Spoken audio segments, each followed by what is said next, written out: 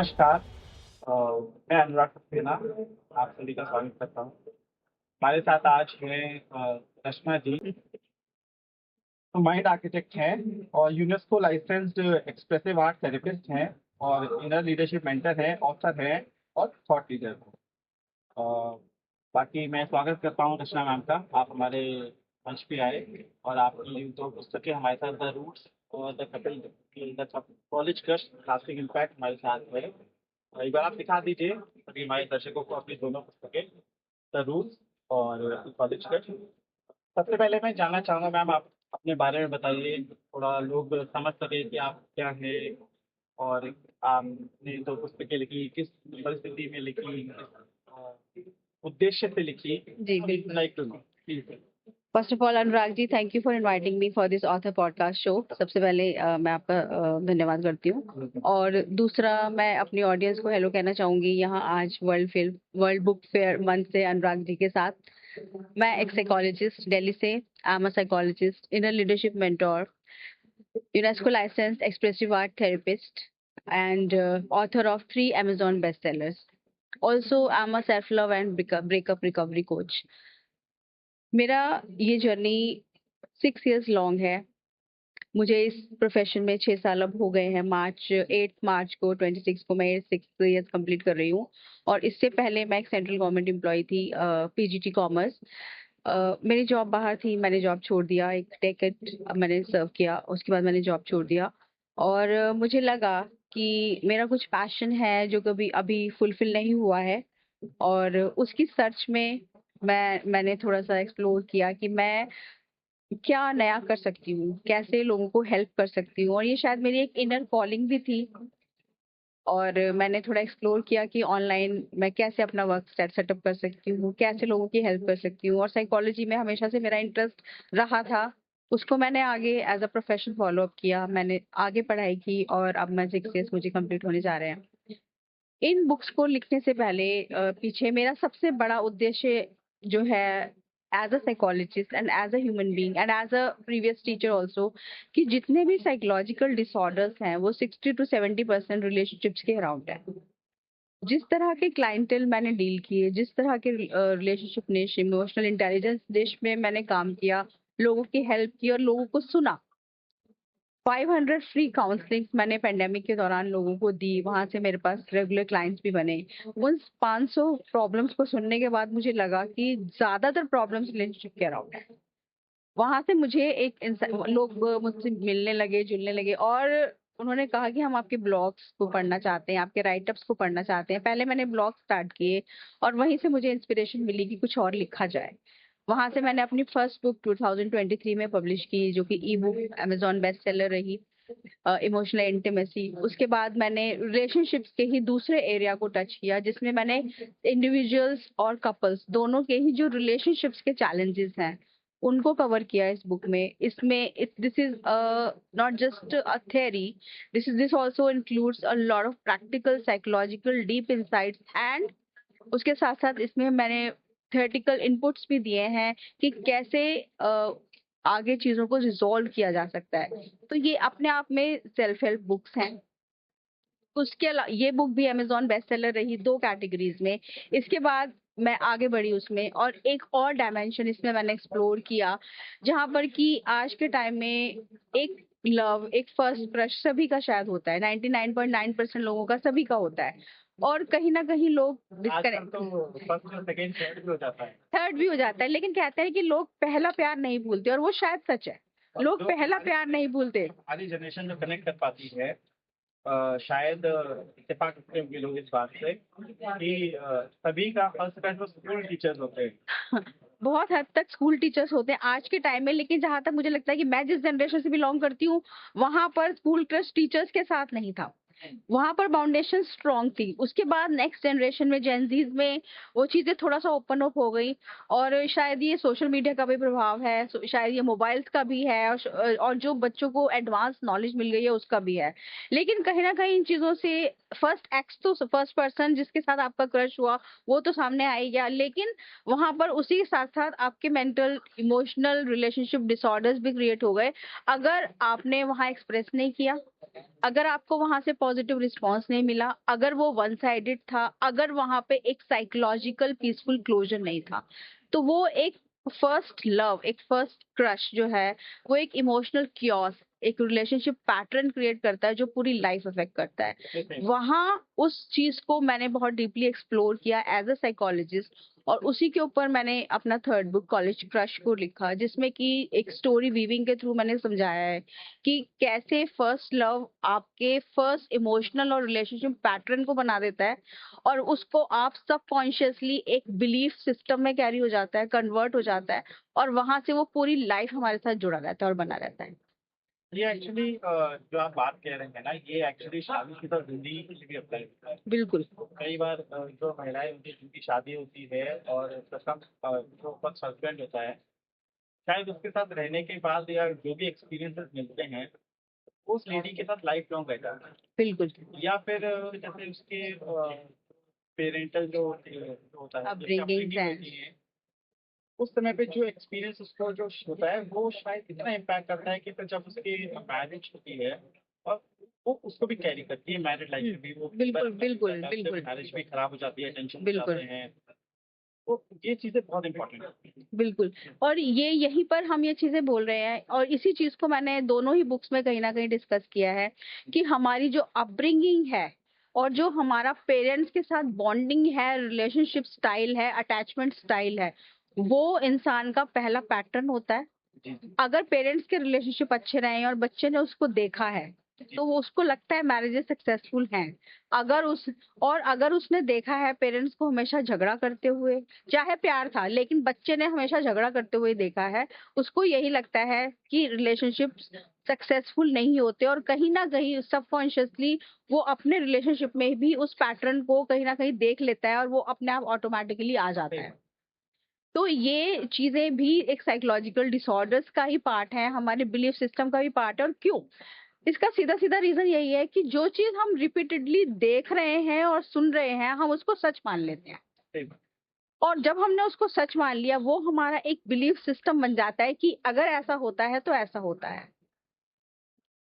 Ma'am, मैं आपसे जानना चाहूँगा कि इस जैसे कहते हैं ना कि आप अपने आस-पास एक दीवार खड़ी कर देते हैं, कई जगह कहा जाता है। उस बिलीफ सिस्टम को तोड़ना कितना मुश्किल होता है? उस बिलीफ सिस्टम को तोड़ना बहुत ज्यादा मुश्किल है, अनटिल अनलेस आप किसी की हेल्प ना लें। सबसे पहले आती है अवेयरनेस। जी। अवेयरनेस कि आप इस चीज को कैरी किए हुए हैं, और इसके कुछ साइंस हैं जिससे पता चलेगा। आपकी रिलेशनशिप्स खराब हैं, सभी के साथ खराब हो रहे हैं, एक पर्सन के साथ नहीं। घर में पेरेंट्स के साथ, सिबलिंग्स के साथ, एक्सटेंडेड फैमिलीज के साथ, पार्टनर के साथ, बच्चे के साथ, और ऑफिस में जूनियर्स के साथ, सीनियर्स के साथ, सभी के साथ आपके रिलेशनशिप खराब हैं। तो आप कहीं ना कहीं किसी एक डिस्टॉर्टेड बिलीफ सिस्टम को कैरी किए हुए हैं जो कि रिलेशनशिप्स के अराउंड है। दूसरा, फाइनेंसिस से भी रिलेटेड हो सकता है, करियर से भी रिलेटेड हो सकता है। तो सबसे पहले आप ये देखें कि क्या आपने किसी पैटर्न को कैरी किया हुआ है अपने अंदर। जैसे ही वो अवेयरनेस आती है, वहां पर चैलेंज आता है कि हम इसको कैसे तोड़ें।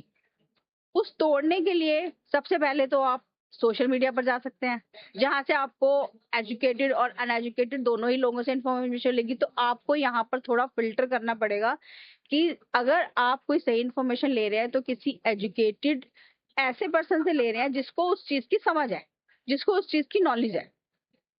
इन्फ्लुएंसर से अगर आप नॉलेज ले रहे हैं तो वो सिर्फ इन्फ्लुएंसर वाली है, उसकी प्रैक्टिकल ग्राउंडिंग और रिसर्च बेस्ड नॉलेज बेस्ड नहीं है। तो वहां से अगर आप ग्राउंडिंग लेकर के चलेंगे तो वो आगे उसके रिजल्ट्स नहीं मिलेंगे।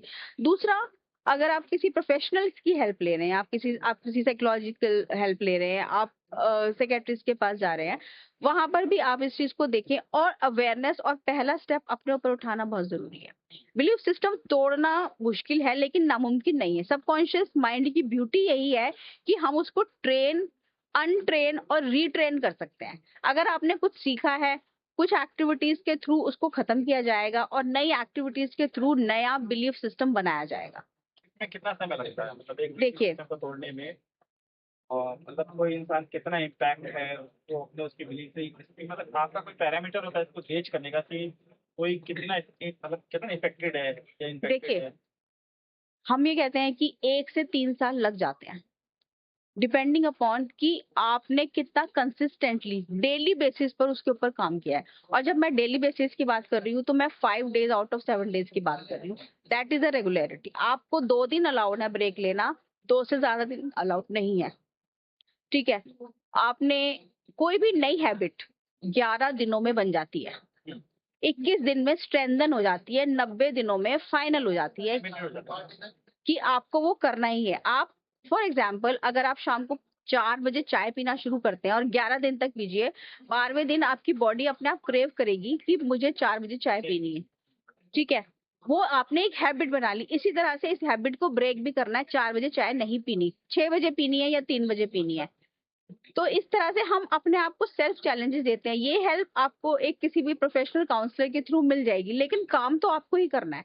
ये गाइडेंस आपको मिल जाएगी, लेकिन वर्क आपको ही करना है। तो दैट इज वही चीज जिसको हम कह रहे हैं कि आपने कितना कंसिस्टेंटली उस चीज के ऊपर काम करेंगे, वो चीज मैटर करेगी। तो 90 डेज के फ्रेमवर्क में एक नया बिलीफ सिस्टम बन जाता है।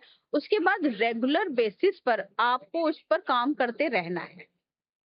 तो आपका से भी हम जानना चाहेंगे कि आपका अ, आपकी एजुकेशन, आपकी फैमिली, आपकी अपब्रिंगिंग कैसी थी?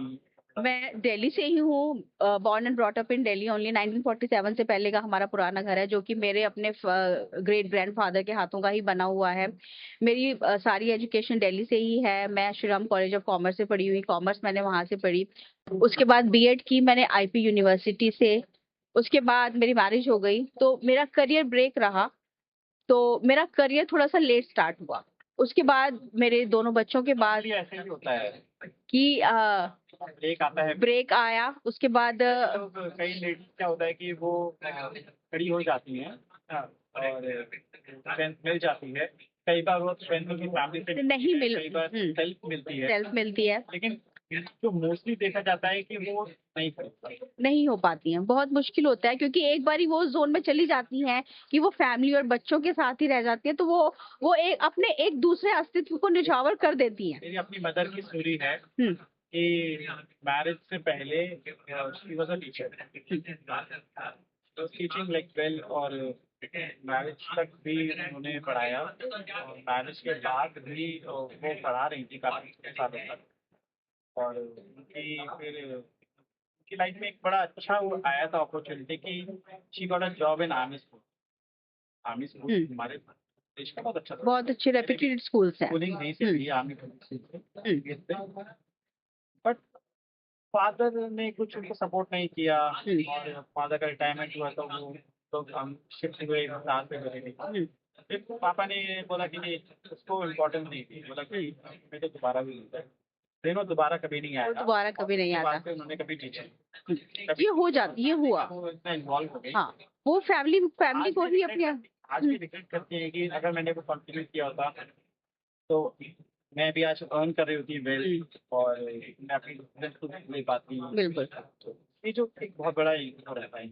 ये है इम्पैक्ट। और बहुत ये शायद मुझे लगता है मेरी साथ वाली जनरेशन में ज्यादा है। आगे वाली अब की जो अप नेक्स्ट जनरेशन है, वो थोड़ा सा ज्यादा अवेयर है और थोड़ा सा ज्यादा कॉन्शियस है अपने करियर को लेकर के। And I believe it's women empowerment भी इस फैक्टर भी इसमें आ जाता है कि लड़कियां थोड़ा सा ज्यादा पढ़कर थोड़ा सा ज्यादा अर्न कर रही हैं, और देख कर के खुशी होती है। जो आजकल की जनरेशन जो सोशल मीडिया से बहुत ज़्यादा इन्फ्लुएंस है, और उनके कहते हैं कि डिसीजन में सोशल मीडिया का इम्पैक्ट है, बिल्कुल है। उनके रिलेशनशिप में सोशल मीडिया का बिल्कुल इम्पैक्ट है। बिल्कुल। तो वो उसके लिए आपने मतलब क्या बताया अपने उसके? हाँ, देखिए, सोशल मीडिया का इम्पैक्ट तो इतना है कि अगर सोशल मीडिया ने डिप्रेशन के 5 केसेस बना दिए, तो आप 6 अपने आप बना लेंगे। 5 तो वो है ही हैं, प्लस 6 इतनी ओवरथिंकिंग वहां से स्टार्ट हो जाती है। And you start relating with everything कि आपके साथ ये भी हो रहा है, ये भी हो रहा है, ये भी हो रहा है। लेकिन अगर पॉजिटिविटी की बात करें, अगर हम एफर्मेशंस की बात करें, अगर हम ग्रैटिट्यूड की बात करें, तो वो सब मिसिंग है। वो सिर्फ पढ़ रहे हैं, लोग देख रहे हैं, लेकिन उसमें से कर कुछ नहीं रहे हैं। कि आपके पास ये नेगेटिव चीजें हैं, आपके पास 11 अच्छी चीजें भी हैं, उनको आपने कभी अप्रिशिएट नहीं किया, उनको आपने कभी एक्नॉलेज नहीं किया। And you are only pointing out on the negative things. Social media पर 90% चीजें फेक हैं, वहां से रिलेशनशिप्स पर इम्पैक्ट है, डेफिनेटली है। एक लाइक आपको लगता है कि आपको एक खुशी दे रहा है, एक आपको रिकॉग्निशन दे रहा है, और वहीं पर अगर किसी ने आपको अनलाइक कर दिया या अनफॉलो कर दिया तो वो it destroys your mental peace completely. वो वहां पर एक मेंटल पीस आपके लिए मेंटल पीस आपका डिस्ट्रॉय कर रहा है, आपको एक इमोशनल क्योस तुरंत दे देता है, पूरा दिन आपका डिस्टर्ब है, अगला मॉर्निंग भी आपका डिस्टर्ब है। And this is how social media is impacting life. पर वो एक कहते हैं ना कि वर्चुअल रियलिटी में और एक्चुअल रियलिटी में वो डिफरेंस समझना कितना जरूरी है उनके लिए, थोड़ा मतलब आप उसके बारे में। सबसे पहले तो देखिए नॉलेज, वर्चुअल रियलिटी, हाँ वर्चुअल रियलिटी आपको लग रहा है कि आपका ये फ्रेंड है, सच है, ये सच है, लेकिन ये वो एक्चुअली में नहीं है, नहीं है। देखिए अब इसमें ना पता है क्या होता है कि जब भी हम इस चीजों में जा रहे हैं, जैसे ही हम इन चीजों की तरफ देख रहे हैं, हमें इस चीज की अवेयरनेस आनी बहुत जरूरी है कि नॉलेज बहुत भरी हुई है। थोड़ा सा अवेयरनेस, थोड़ी सी माइंडफुलनेस कि सच क्या है और झूठ क्या है, सच उस चीजों के पीछे नॉलेज कितनी है, रिसर्च कितनी है, थोड़ा सा अगर हम वहां पर माइंडफुल हो जाए तो चीजें हमारे कंट्रोल में आ जाएंगी और हमें सच और झूठ में फर्क पता चल जाएगा। और इसके साथ साथ बहुत सारी नॉलेज और इन्फॉर्मेशन को गैदर करने से ज्यादा अच्छा है कि आप 2-3 अच्छे एजुकेशनिस्ट को चुने, उनको फॉलो करें और तब रिजल्ट्स को वेरी करें। हम आजकल देखते बहुत कुछ हैं, 5 प्रोडक्ट्स देखे, ट्राई एक भी नहीं किया, फिर उसके बाद 5 और प्रोडक्ट्स देखे, ट्राई एक भी नहीं किया। तो यू पिक, आजकल कोई भी चीजें आ रही हैं, प्रोडक्ट्स हैं, सर्विसेज हैं, वो बैक बेस्ड है, रिसर्च बेस्ड है। आप कुछ ट्राई करें, देखें आपको क्या बेनिफिट है, उसकी थोड़ा सा नॉलेज और रिसर्च की तरफ जाएं, वहां से वो वर्चुअल और रियलिटी का फर्क एकदम से डिफरेंशिएट हो जाएगा। देखो मैं अभी हम लोग समापन की ओर जा रहे हैं, तो मैं बिल्कुल। चाहूंगा कि आप हमारे दर्शकों को, व्यूअर्स को बताएं कि आपकी अपनी दोनों पुस्तकों के बारे में कि अगर वो ये पढ़ते हैं तो क्या उनको मिलेगा दोनों पुस्तकों को पढ़ के। एक एक करके दोनों के बारे में आप थोड़ा ब्रीफ में बता सकते हैं। जी, तो बाकी उनको जो आज की जनरेशन जो बुक्स पढ़ना नहीं चाहती है, वो वीडियोस देख लेती है लेकिन बुक्स नहीं पढ़ना चाहती है, तो उनके लिए आप क्या मैसेज देना चाहेंगे? हाँ, तो ये मेरी book college crush lasting impact, जिसमें मैंने एक स्टोरी के थ्रू बताया है कि कैसे हमारा पहला इमोशनल पैटर्न रिलेशनशिप, जो पहला हमारा रिलेशनशिप जो कॉलेज क्रश है, जो किसी भी एज में आपको हुआ है, वो कैसे एक इमोशनल और रिलेशनशिप पैटर्न बता देता है, जो हमारा एक बिलीफ सिस्टम क्रिएट कर देता है रिलेशनशिप के अराउंड और बहुत सारी चीजों को डिस्ट्रॉय कर देता है। तो ये बुक आपको अपने इमोशनल और रिलेशनशिप पैटर्न को समझने में हेल्प करेगी, उस बिलीफ सिस्टम को समझने में हेल्प करेगी और उसे ब्रेक करके नए बिलीफ सिस्टम को बनाने में हेल्प करेगी। वहां से आप इमोशनल क्योस से मेंटल पीस की तरफ मूव करेंगे और आप अपने अंदर सेल्फ वर्थ और सेल्फ लव को इंक्रीज होता हुआ देखेंगे। और बहुत सारे इनपुट्स इसमें, साइकोलॉजिकल इंसाइट्स के साथ साथ बहुत सारी थेरेप्यूटिक मॉड्यूल्स मैंने इसमें दिए हुए हैं, जिनको आप फॉलो करके लाइफ लॉन्ग अपनी जर्नी को रीस्टार्ट कर सकते हैं। तो at any stage of life you are, this book is helpful for you. अपने आप roots के बारे में बताएं। Roots is something very close to my heart. इसमें मैंने रिलेशनशिप्स के डिफरेंट डायमेंशंस को कवर किया है। आप चाहे सिंगल हैं या फिर कपल हैं, मैरिज हैं, ये इसमें जितने भी रिलेशनशिप चैलेंजेस आज के टाइम में हो सकते हैं वो सभी मैंने कवर किए हैं। उसके पीछे जो साइकोलॉजिकल बैरियर्स हैं, डीप इनसाइट्स हैं, बिलीफ सिस्टम्स हैं, आपके रिलेशनशिप पैटर्न्स हैं, उनको कवर किया है, उनको डिकोड किया है और समझने में हेल्प की है कि उनको कैसे बेसिक रूट लेवल पर जा करके रिजॉल्व किया जा सकता है, कैसे कपल्स एक दूसरे का कम्युनिकेशन बढ़ा सकते हैं, कैसे इन चीजों को रिजॉल्व कर सकते हैं साथ में बैठकर, बिना ब्रेकअप किए, बिना डिवोर्स लिए, बिना इमोशनल इनफिडिलिटी में जाए। एंड दिस अगेन, इसमें भी मैंने बहुत सारे साइकोलॉजिकल इंसाइट्स के साथ साथ थेरेप्यूटिक मॉड्यूल्स डाले हैं, जिनको आप डेली बेसिस पर कर सकते हैं और अपने रिलेशनशिप को एक नया स्पार्क दे सकते हैं। So with both the books you can rekindle love in your life.